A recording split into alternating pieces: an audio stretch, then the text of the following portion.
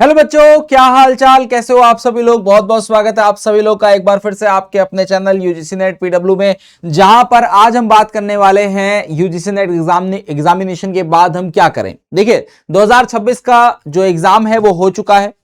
2026 जून का एग्जामिनेशन खत्म हो चुका है। हम सभी शिफ्ट दे चुके हैं, सारे सब्जेक्ट्स के एग्जाम दे चुके हैं, एग्जाम के एक्सपेक्टेड कट ऑफ्स वगैरह देख चुके हैं। अब हमारे दिमाग में कई सारे सवाल उठते हैं क्योंकि अब हमारा एग्जाम हो चुका है, अब हम फ्री हो चुके हैं। और फ्री होने के बाद दिमाग में बहुत सारे सवाल आते हैं कि भाई हमारा रिजल्ट कैसा होगा, रिजल्ट कब तक आएगा, कब तक फाइनल आंसर की आ जाएगी, कब तक प्रोविजनल आंसर की आ जाएगी, हमारा सेफ स्कोर क्या रह सकता है, क्या 80-85 क्वेश्चंस पर, है ना, 85 क्वेश्चंस पर क्या हमको जेआरएफ मिल जाएगा, है ना, रिस्पॉन्स सीट क्या होती है, उसके बाद JRF cut off versus assistant professor cut off. ये सारी चीजों में बड़ा कंफ्यूजन रहता है, स्पेशली उन बच्चों को जो पहली बार ये एग्जामिनेशन दे रहे हैं। उनको ये बड़ी चीजें बड़ा बड़ा प्रॉब्लम करती हैं कि सर हम अपना स्कोर कैसे काउंट करें, हम सेफ स्कोर कैसे देखें, फाइनल आंसर की कैसे देखें, रिजल्ट हमारा किस आंसर की से आएगा, कैसे बनेगा। तो सारी चीजें हम बात करेंगे आज के इस वीडियो में। हम इन सभी चीजों पर बात करेंगे और ये कंप्लीट वीडियो आपके लिए होने वाली है। तो चलिए शुरू करते हैं बिना किसी देरी के। तो सबसे पहले हम एक रोड मैप देखेंगे यूजीसी नेट 2026 परीक्षा के बाद। अब हम करें क्या, क्योंकि हमारे एग्जामिनेशन हो चुके हैं और परीक्षा के बाद का जो रोड मैप है ये इतना इंपॉर्टेंट होता है कि ये अगले सेशन के लिए भी इंपॉर्टेंट होता है। और जिनका नेट जेआरएफ निकल गया है, जिसका नेट निकल गया है वो जेआरएफ के लिए आगे तैयारी करेगा, जिसका जेआरएफ निकल गया है वो अब अपना पीएचडी रिसर्च के लिए तैयारी करेगा।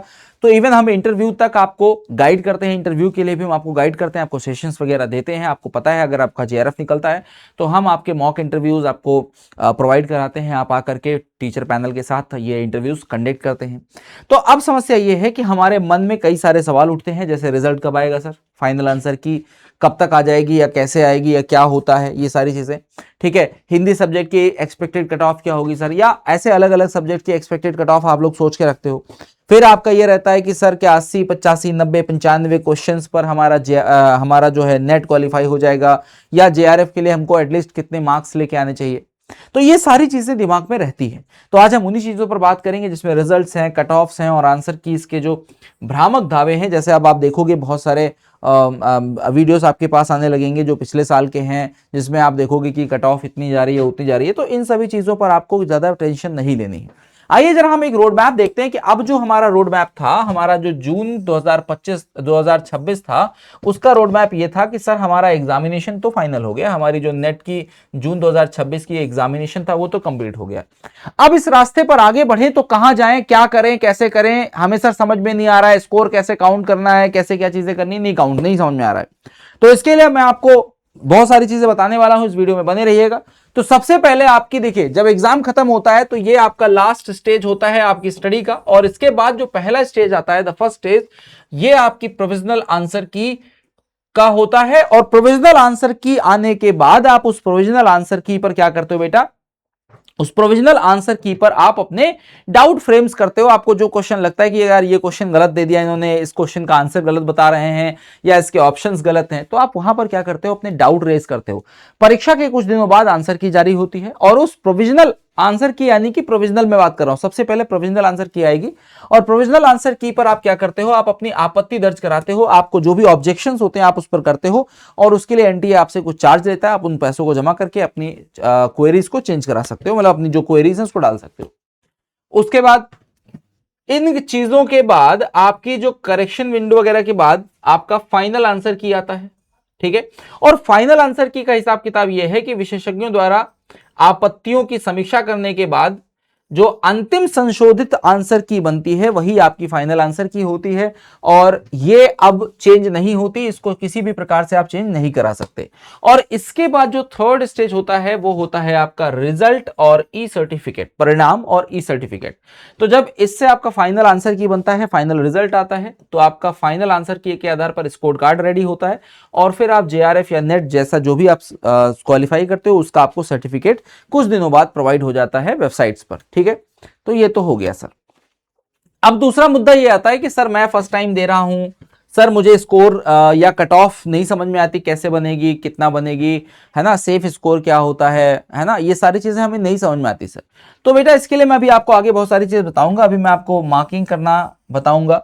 ठीक है, आपको आपके एग्जामिनेशन में कोई भी नेगेटिव मार्किंग नहीं है ना, कोई भी नेगेटिव मार्किंग नहीं है।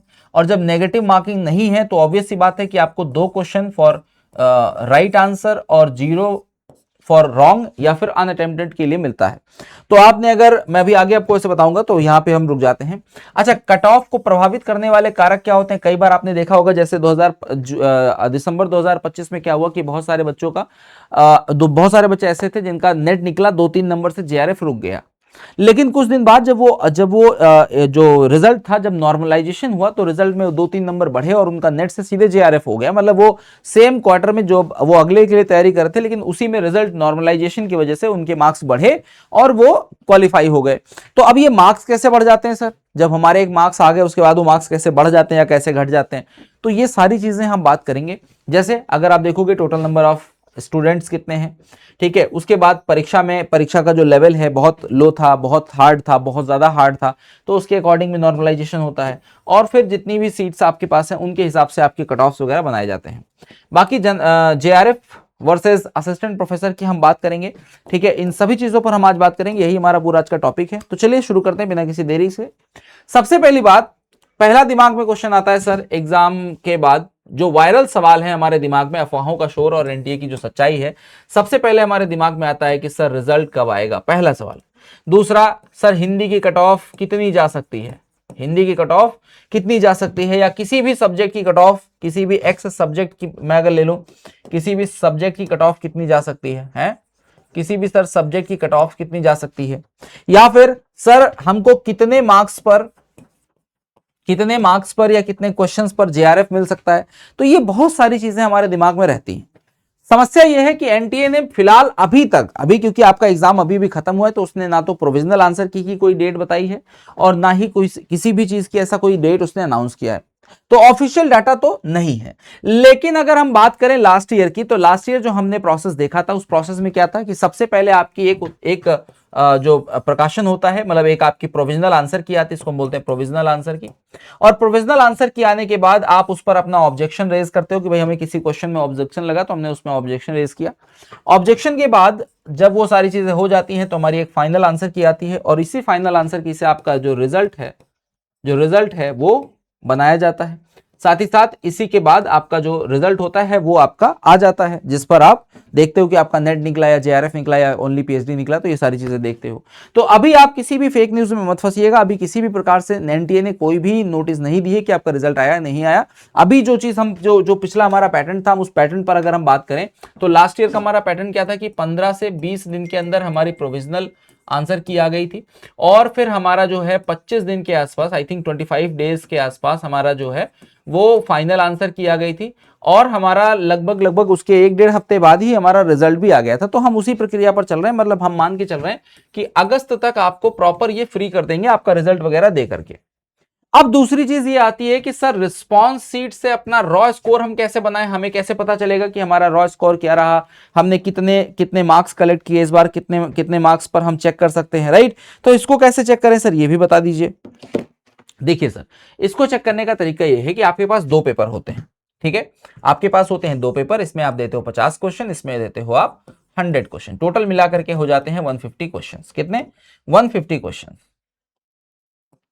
150 क्वेश्चन। तो 52 यहाँ पे 50 दूनी 100 क्वेश्चन यहाँ पर, मतलब 100 यहाँ और 200 यहाँ, तो टोटल आपके 300 नंबर का पेपर होता है। तो ये आपका रॉ स्कोर ऐसे निकलता है। मान लीजिए कि आपने पेपर 1 में किए 38 क्वेश्चन सही, और पेपर 2 में आपके केवल 42 क्वेश्चन सही हुए, तो यहां से 38 मल्टीप्लाइड बाई 2 और 42 मल्टीप्लाइड बाई कितना 2, या तीनों को ऐड कर दिया 80 को 2 से गुणा कर दिया, सर हमारे 160 मार्क्स बने हैं, ठीक है। This is called raw score, और इस तरह से आपका रॉ स्कोर निकलता है जो आप प्रोविजनल या आंसर की से निकालते हैं, ठीक है।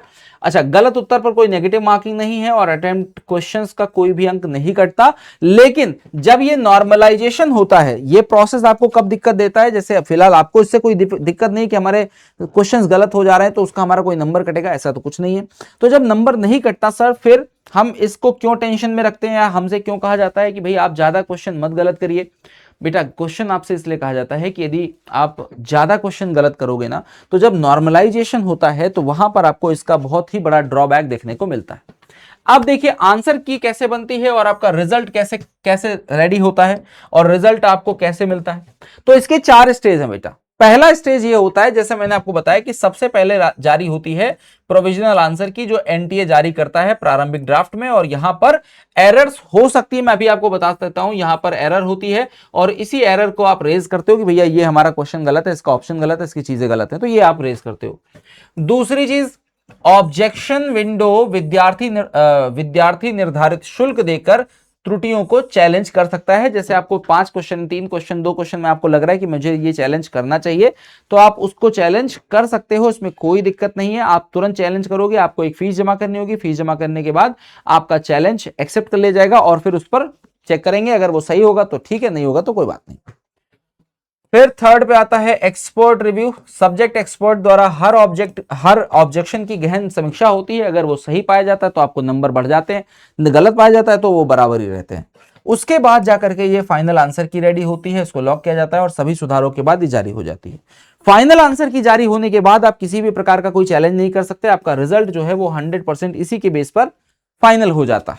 ठीक, अब समझो यहां तक की बात सभी को समझ में आ गई।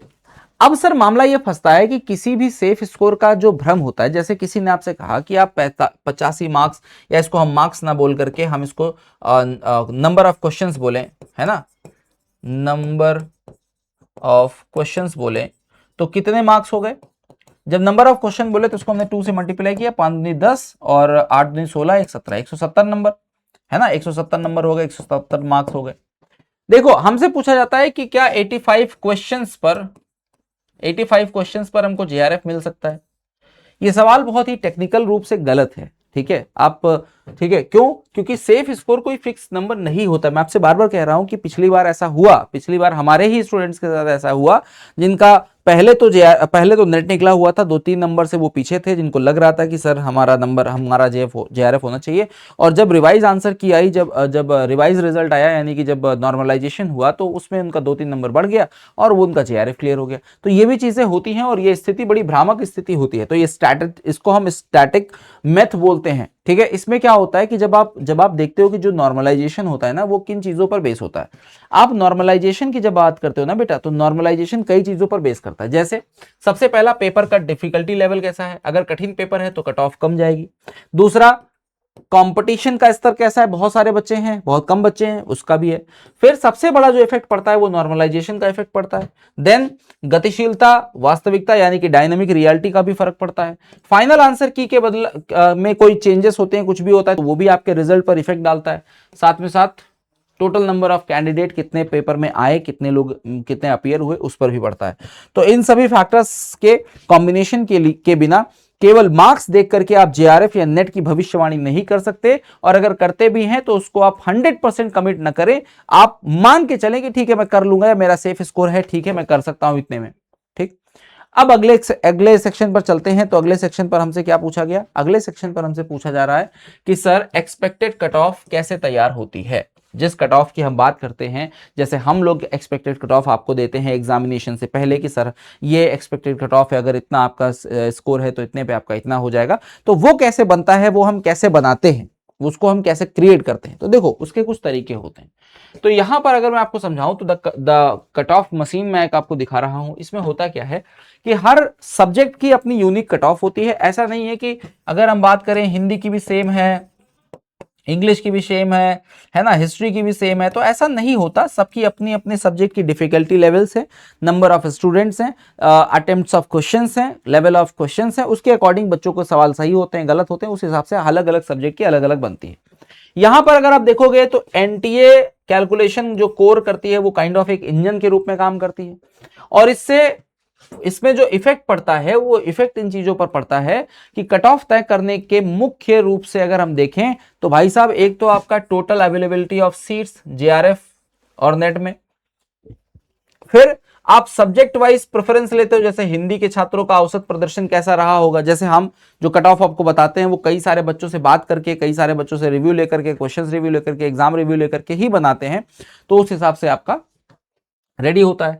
देन कैटेगरी वाइज परफॉर्मेंस पर भी ये बातें निर्भर करती हैं, एंड ओवरऑल कंपटीशन भी यहाँ पर आपका देखा जाता है कि कैसा रहा, टफ रहा, नॉर्मल रहा, लोग अच्छे रहे नहीं रहे, तो सारी चीजें, और फिर ये सारी चीजें आप यहाँ पर देख सकते हो। यही कारण है कि हर विषय की कट ऑफ बिल्कुल अलग होती है, और हिंदी विषय की कट ऑफ का अनुमान किसी अन्य विषय के पैटर्न से लगाया नहीं जा सकता, या किसी भी विषय को किसी दूसरे विषय से आप कैटेगराइज नहीं कर सकते। ठीक, अब आ जाइए कैटेगरी वाइज कट ऑफ अलग क्यों होती है। ऐसा क्यों होता है कि सर जनरल की अलग आ रही है, ईडब्ल्यूएस की अलग आ रही है, फिर ओबीसी की अलग आ रही है ना, इस तरह से क्यों अलग अलग आता है। तो देखना जरा यहाँ पर, एक तो हमारा रिजर्वेशन पॉलिसी है जो बाय द गवर्नमेंट चलती है ना, बाय द गवर्नमेंट चलती है, जो वेलफेयर के लिए चलती है आपकी। दूसरा, अवेलेबिलिटी ऑफ द सीट्स, उस विशिष्ट क्षेत्र, उस विशिष्ट श्रेणी यानी कि सब्जेक्ट में, रिलेटेड सब्जेक्ट में आपके पास कितनी सीट्स हैं, जेआरएफ की कितनी है, कैसे क्या है, तो वो आपके यहाँ पर डिफरेंट होती है। एंड कैटेगरी कंपैरिजन की मैं बात करूं तो केवल उसी श्रेणी के बच्चों के बीच में स्पर्धा दी जाती है। जैसे हिंदी के बच्चे हैं तो हिंदी के बच्चों का ही कंपैरिजन किया जाएगा, ना कि हम इंग्लिश के बच्चों का कंपैरिजन करेंगे या इकोनॉमिक्स के बच्चों का कंपैरिजन करेंगे, ऐसा बिल्कुल नहीं होता। अब यहाँ पर जो कैटेगरी बांटी गई है, वहां पर हमारी जो कैटेगरी है, एक तो जनरल आती है, जनरल के बाद ओबीसी आती है, ओबीसी के बाद ईडब्ल्यूएस आती है, फिर एससी आती है, फिर एसटी आती है, और फिर पीडब्ल्यूडी आती है। अब इसमें जो सबसे ज्यादा हाई कट ऑफ जाती है वो जनरल की जाती है। जनरल के बाद सेकंड नंबर पर आपकी जाती है ईडब्ल्यूएस और ओबीसी, तो ये लगभग लगभग कभी कभार बराबर ही हो जाते हैं, सेम वैल्यू में आ जाते हैं। उसके बाद एससी एसटी और फिर पीडब्ल्यूडी। किसी दूसरे कैटेगरी के कैंडिडेट के स्कोर से अपनी तुलना न करें, और आपके परिणाम का पैरामीटर बिल्कुल भी मत लगाइए। तो ये बात आपको क्लियर हो गई। बताओ बेटा, यहां तक की बात क्लियर हो गई। अब सर मुद्दा ये पड़ता है कि सर नेट, जेआरएफ और असिस्टेंट प्रोफेसर, यानी कि असिस्टेंट प्रोफेसर यानी कि नेट और जेआरएफ, ठीक है, तो इन दोनों में क्या डिफरेंस है सर। बहुत सारे स्टूडेंट्स इन चीजों में कंफ्यूज रहते हैं कि सर नेट और जेआरएफ क्या अलग अलग है, क्या दोनों में कोई डिफरेंस है। तो बहुत सारे विद्यार्थी इस चीज में कंफ्यूज रहते हैं, और इसको मैं सीधा बता दूं कि अगर आपका स्कोर ज्यादा है और कट ऑफ को क्रॉस कर जाता है तो आप जो है जेआरएफ कवर करोगे। जेआरएफ के साथ साथ देखो, जेआरएफ है सबसे अपर स्टेज, सबसे लोअर स्टेज है ओनली पीएचडी, फिर आता है आपका नेट, और फिर आता है आपका जेआरएफ। ठीक है, तो सीधी सी बात है, ये बिल्कुल सिंपल सी बात है जेआरएफ कि अगर आपने पीएचडी निकाला तो आपने केवल पीएचडी निकाला है, लेकिन अगर आपने नेट निकाला तो ऑब्वियस सी बात है पीएचडी भी निकालोगे, और अगर आपने जेआरएफ निकाला तो ऑब्वियस सी बात है कि आप पीएचडी से अपर स्टेज पे हो तो आपका काम आराम से हो जाएगा। ठीक है, अब जरा एक चीज समझना, अगर मैं बात करूं कि दोनों में डिफरेंस क्या होता है, तो जेआरएफ जो होता है वो जूनियर रिसर्च फेलोशिप होता है, और असिस्टेंट प्रोफेसर को हम ओनली नेट बोलते हैं। जो बच्चे नेट कर लेते हैं उनको अब एलिजिबिलिटी है कि आप असिस्टेंट प्रोफेसर बन सकते हैं। जेआरएफ के साथ दिक्कत क्या है कि इसकी कट ऑफ काफी हाई जाती है, हर सब्जेक्ट की अच्छी खासी कट ऑफ जाती है ना। दूसरी चीज यहां पर आपकी जो कट ऑफ होती है वो बहुत हाई नहीं जाती, मीडियम में रहती है, और लोअर में तो आपका पीएचडी हो गया। एलिजिबिलिटी क्या है भाई साहब, एलिजिबिलिटी ये है कि आप जब जेआरएफ की फेलोशिप लोगे तो आपको जेआरएफ प्लस असिस्टेंट प्रोफेसर आप यहाँ पे दोनों बन जाओगे, और जब आप जेआरएफ कवर करोगे तो आपको फेलोशिप मिलने लगेगी, प्लस आपको कहीं भी पीएचडी पे एनरोल होना पड़ेगा। और यहां पर क्या होता है कि यहां पर जब आपका नेट निकला है तो आप only assistant professor and PhD के लिए ही एलिजिबल रहेंगे। देन अगर मैं बात करूं फेलोशिप, तो भाई साहब पीएचडी के दौरान आपको सरकारी फेलोशिप मिलती है, यानी कि सरकार की तरफ से पढ़ने का खर्चा मिलता है, पढ़ने की सहायता मिलती है, रिसर्च की सहायता मिलती है। लेकिन नेट निकालने के बाद ऐसी कोई सुविधा नहीं कि आपको वो पैसा देंगे या सरकार आपको कोई पैसा देगी, ऐसा कुछ नहीं है। ठीक, एज लिमिट भाई साहब जेआरएफ के लिए लिमिट होती है, लेकिन नेट आप जब चाहो तब मन करे तब निकाल लो। अभी आपको लग रहा है कि यार अभी तो मैं 35 साल का हूं, मैं क्यों भी नेट निकाल रहा हूं, मैं 45 में निकालूंगा, आप निकाल लेना, कोई दिक्कत वाली बात नहीं है। तो यहां पर ये सारी चीजें आपको एकदम क्लियर रखनी है अपने दिमाग से। ठीक, यदि आपका स्कोर जेआरएफ की कट ऑफ पार करता है तो आप स्वतः ही असिस्टेंट प्रोफेसर के लिए एलिजिबल हो जाएंगे, फिर आपको ढूंढना नहीं है।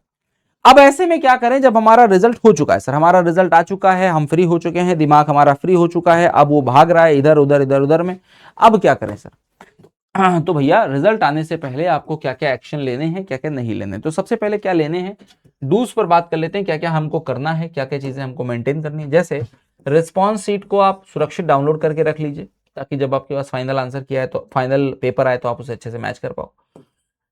केवल एनटीए की ऑफिशियल इंफॉर्मेशन पर ही विश्वास करें। अगर एनटीए ने कहा है कि कल आपकी प्रोविजनल आंसर की आएगी तभी उस पर बिलीव करें। अगर इंस्टाग्राम, फेसबुक, मैसेंजर पर कोई आपको भेजे कि कल आपका पेपर का रिजल्ट आने वाला है, इग्नोर कर दीजिए, मत मानिए।